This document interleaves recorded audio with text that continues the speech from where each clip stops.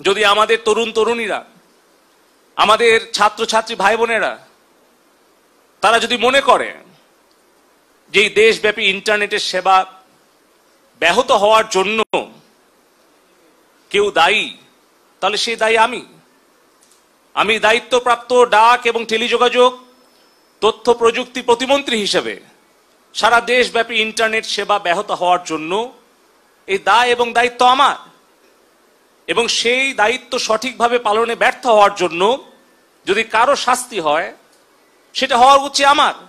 আমি বঙ্গবন্ধুর আদর্শের সৈনিক হিসেবে, জননেত্রী শেখ হাসিনার কর্মী হিসেবে, আওয়ামী লীগের একজন কর্মী হিসেবে আমার তরুণ প্রজন্মের কাছে যদি আমার কোনো ভুল ত্রুটি হয়ে থাকে আমি করজোড়ে প্রকাশ্যে আমি ক্ষমা প্রার্থনা করছি। এবং এই ইন্টারনেট ব্যাহত হওয়া, এই সোশ্যাল মিডিয়ার গুজব প্রতিরোধে ব্যর্থ হওয়া, এই সকল কিছু দায় এবং দায়িত্ব, ব্যর্থতা আমি নিজের কাঁধে তুলে নিচ্ছি এবং যে কোনো সিদ্ধান্ত আমি মেনে নেওয়ার জন্য আবারও প্রতিশ্রুতি আমি সকলের সামনে দিচ্ছি।